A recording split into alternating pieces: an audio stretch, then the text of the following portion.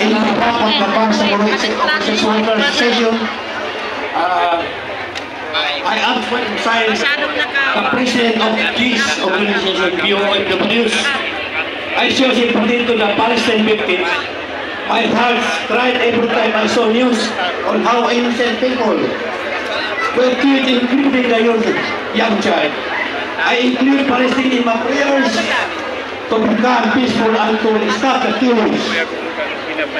If I have the power to stop the killings, I restore all damage into its original form, then I will do it. But since I'm just an ordinary individual, all I can do is to reunite all Bangsamoro, not only OFW, all Bangsamoro kailangan na mamagay ito. So, let us all say, Israel stop killing. People of Palestine. Yan po Hanggang yung green lang siya. Ano 1967 nawatan ito pa. Great po na po. Ito na ito ba pumuno niyan may Palestine. Middle East. Tamang sa muna. Yan ang magkasunod at kami ang mga OFWs.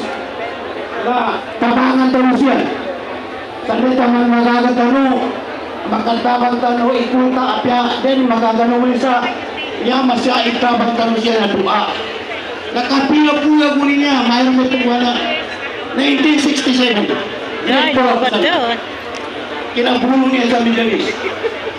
Tamang siya kung napumbuno niya po.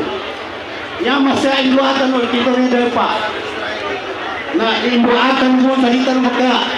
Ini sa namba. Wapya pa rin Palestine ka. Dama pa rin ito agad. Face to the audience. Kita mo niya. Pilipinas sa. Mapalimot ka agad. So, wassalamualaikum warahmatullahi ta'ala wabarakatuh.